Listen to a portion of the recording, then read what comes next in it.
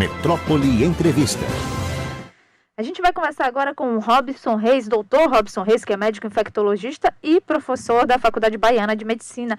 Oi, boa tarde, doutor Robson, tudo bem?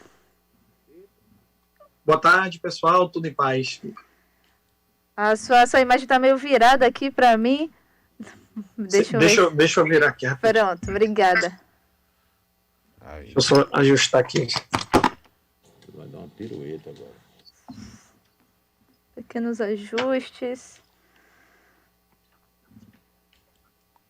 O Dr. Robson está ajustando a imagem da câmera dele, enquanto isso... Pois é, a gente vai falar aqui, entre outras questões, afinal, tem muitas questões para tratar com o médico infectologista durante a pandemia, mas o que aconteceu essa semana foi que foi anunciado um evento teste pela Prefeitura de Salvador. Deu ruim isso aí, viu? Deu ruim. O pessoal não gostou. A repercussão foi negativa, porque a ideia, de acordo com o prefeito, era já agora, nesse mês. Eu acho que ele quis dizer o seguinte: vai aumentar os testes entre a população para saber quem está contaminado pelo Covid, não foi isso, não? Não. Realmente seria um evento teste, um evento de aglomeração, como aconteceu em outros países. Eu acho que agora sim, hein, gente? Aí, doutor Robson está aí conectado. Vamos continuar, Daniele. Vamos continuar. Então, doutor Robson, como eu estava aqui anunciando, vamos falar, entre outras coisas, do evento teste anunciado pela Prefeitura para estudar a possibilidade de grandes eventos em Salvador com parte da população já vacinada. Bom, repercutiu mal, teve uma repercussão negativa em relação a isso, a população não aceitou muito bem. Eu queria que o senhor falasse, como especialista, se o senhor considera precipitado e arriscado considerar a realização de uma festa assim, nesse cenário de pandemia, mesmo que com parte da população já vacinada. Olha, sem dúvida, né, mais uma vez, boa tarde a todos os ouvintes da Metrópole, um prazer estar aqui mais uma vez, né, uma segunda casa que a gente fala, sempre está importante estar participando de vocês, falando com os ouvintes sobre um assunto tão importante que é a pandemia da Covid-19 e que a imprensa tem desempenhado um papel tão significativo, né, no combate a essa pandemia. Esses tipos de evento, sem dúvida, eles não são, nesse momento, nem mesmo a gente aventar essa possibilidade.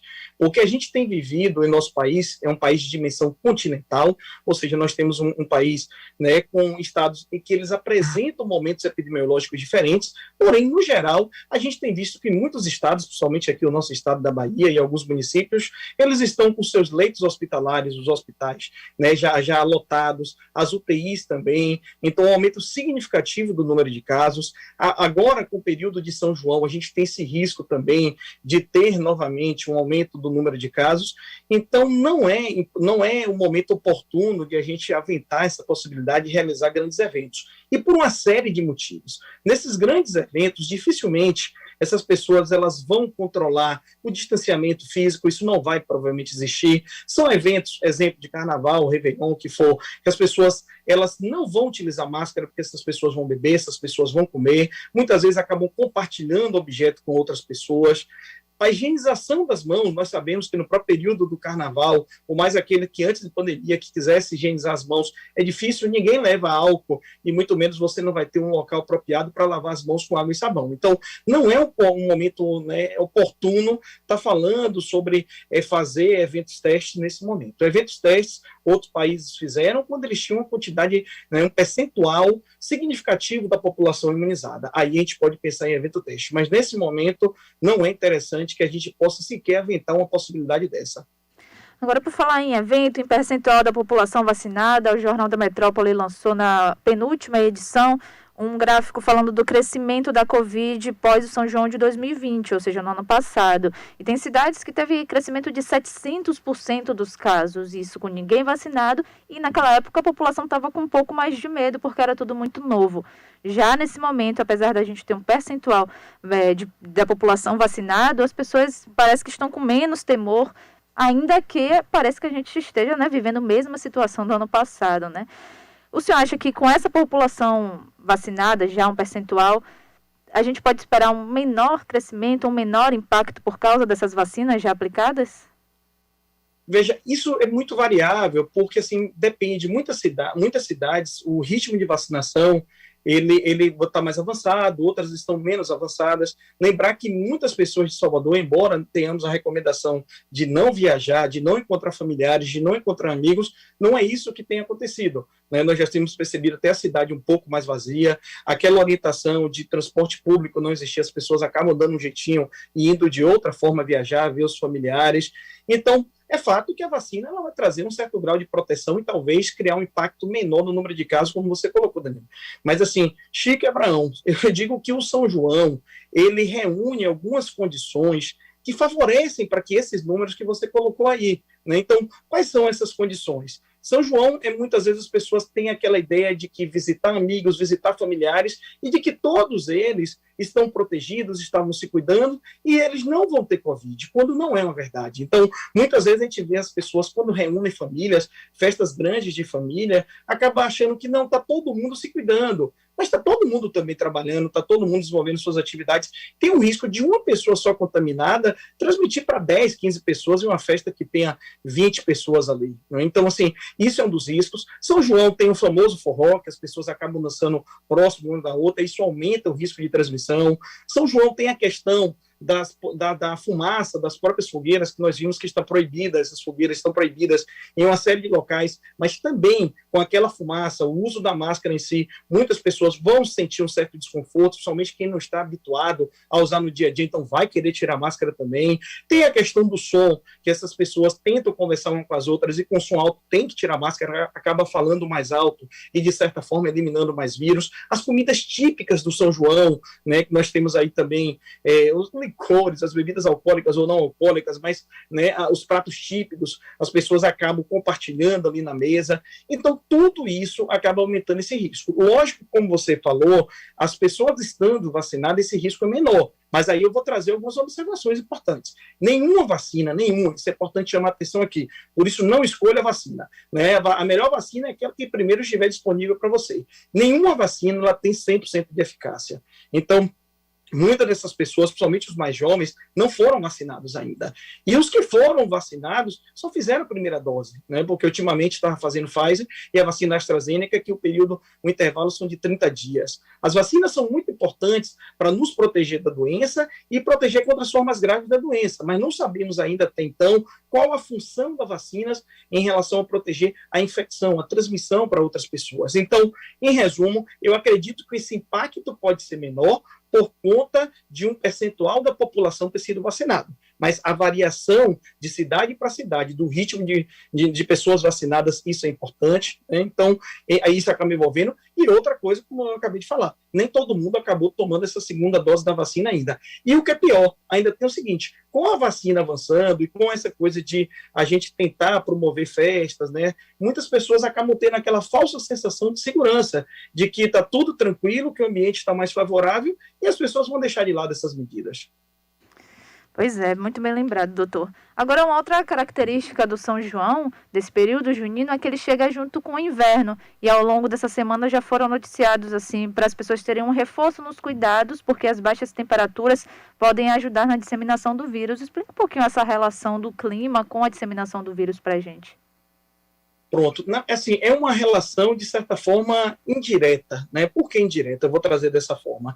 Porque nesse período do inverno, tempo mais frio, as pessoas tendem a ficar mais juntas, né? Ficar mais próximas uma das outras. Com isso, você tem um risco maior de transmissão. Lembrar que a doença, né, a Covid-19, causada pelo SARS-CoV-2, pelo novo coronavírus, ela é de uma doença de transmissão respiratória. O vírus ele não entra se você tocar na secreção de alguém, se você, né, pegou ali um carrinho de supermercado, pegou em algum local, ele não vai penetrar pela mão, ele não vai penetrar pela pele, mas se você de forma inadvertida leva a mão, nariz, boca e olho, ele acaba transmitindo. Sendo uma doença, ele acaba penetrando pelas mucosas, descendo até o pulmão, replicando, multiplicando e causando essa doença. Sendo uma doença de transmissão respiratória, não só a Covid-19, mas todas as doenças de transmissão respiratória, elas acabam tendo um risco maior nesse período de inverno. Primeiro porque, repetindo, frio, as pessoas tendem a ficar mais próximas uma das outras. Segundo, que é um período que tem muitas chuvas, então no próprio transporte público,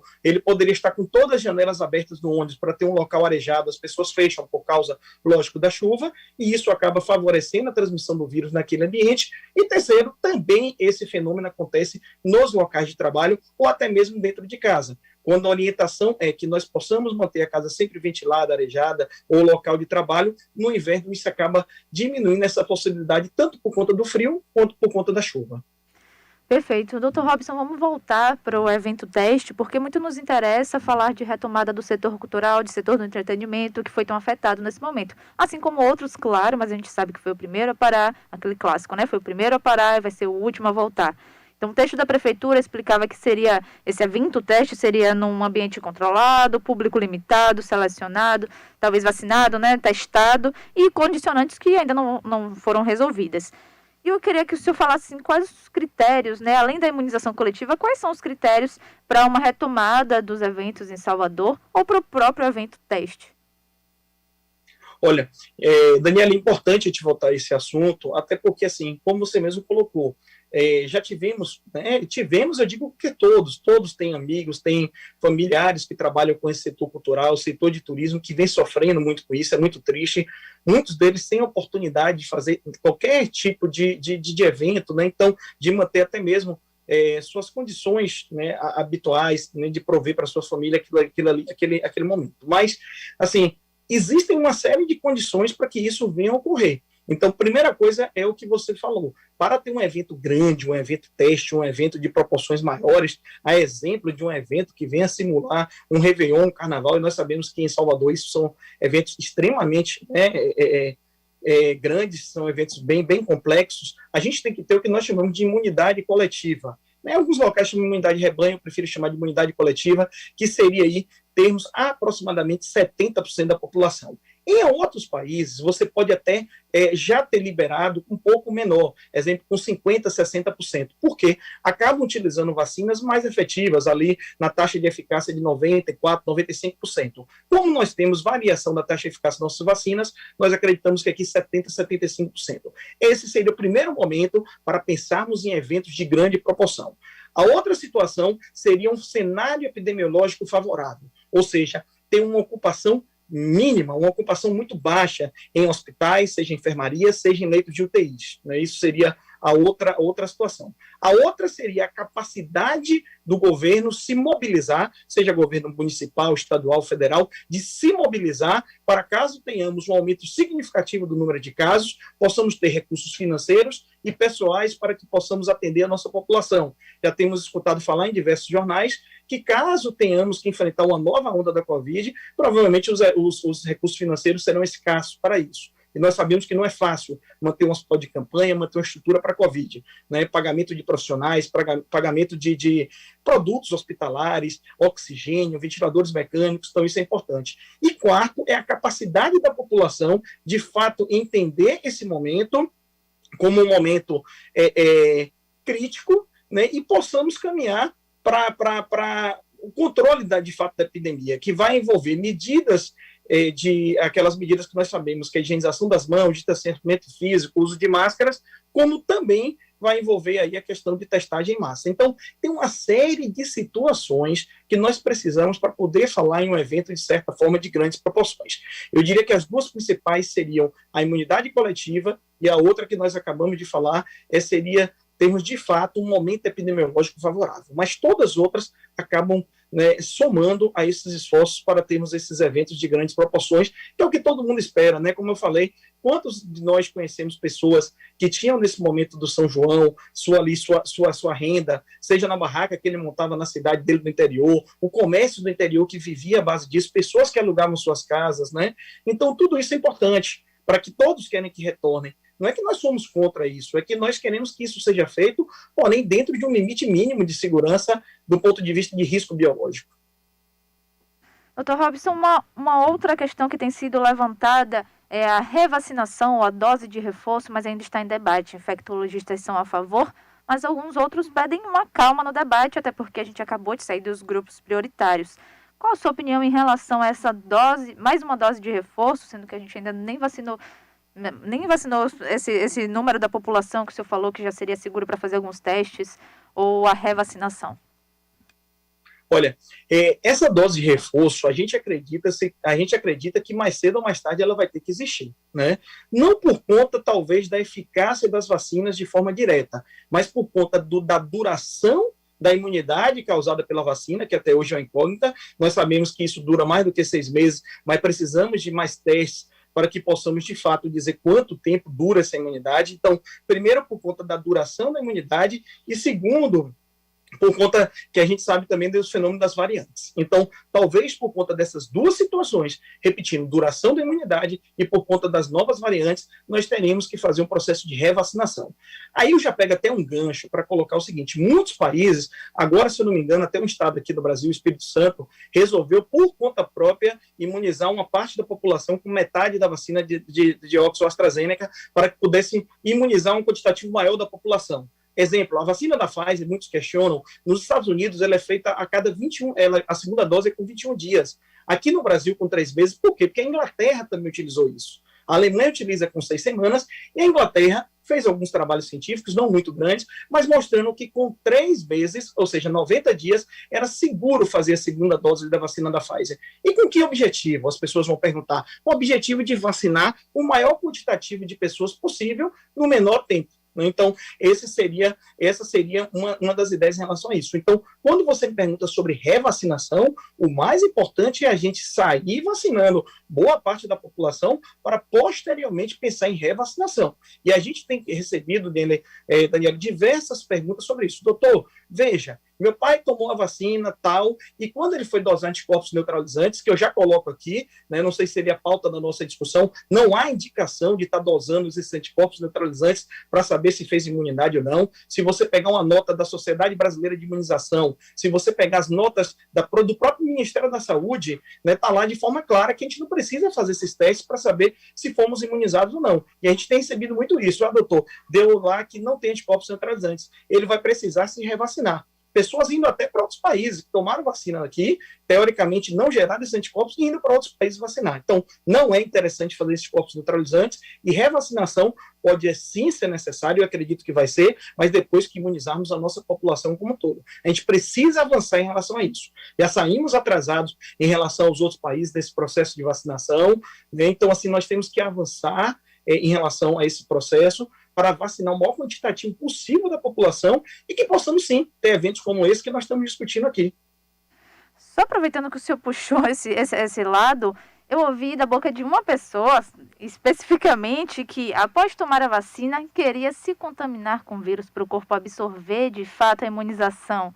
E aí, doutor, fale um pouco sobre isso, por favor. Olha, não, isso é uma bobagem. Inclusive, nós repercutimos também em algumas matérias a fala, né, do presidente, quando ele falou que as pessoas imunizadas e as pessoas que, vou pegar esse gancho da sua pergunta, Daniel, que foi excelente, né, para falar justamente isso. Ele pegou para dizer que as pessoas que estavam imunizadas ou que já tinham sido vacinadas não precisam usar máscaras. Não é verdade. Nós precisamos, para que possamos atingir esse momento mágico, que é o que todo mundo quer, nós precisamos atingir essa imunidade coletiva, 70% da população vacinada. Então, procurar se contaminar com o SARS-CoV-2, o vírus da Covid-19, para achar que vai ser tranquilo, que vai ter uma imunidade reforçada por conta disso, que vai absorver, isso é uma bobagem. Não caiam nessa, porque a doença, embora ela tenha uma taxa de mortalidade global de 2,5%, ou seja, a cada 100 pessoas, 2 a 3 vão morrer com a Covid, né? Nós sabemos quem são os grupos de risco, nós vimos pacientes jovens, sim, complicar.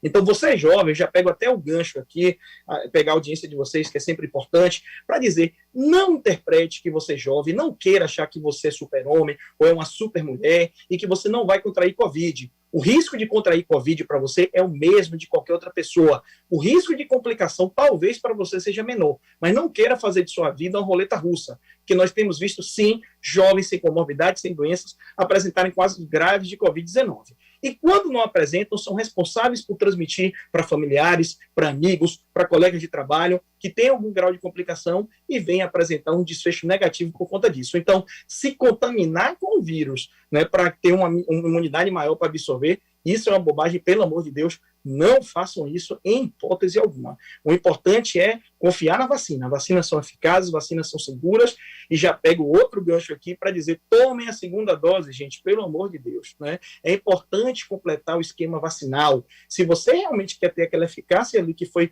publicada, né, nos trabalhos científicos, precisam das 2 doses da vacina. Todos precisam das 2 doses da vacina, a não ser a vacina que está chegando agora da Johnson, que é dose única, né? Mas os outros precisam de 2 doses da vacina, porque com uma dose só você não vai ter uma imunidade, de certa forma, robusta contra a infecção pela Covid-19, né? Obrigada, doutor Robson Reis. Obrigada por essa conversa e pelos esclarecimentos. Um abraço. Eu que agradeço a todos e um abraço a todos os ouvintes da Metrópole.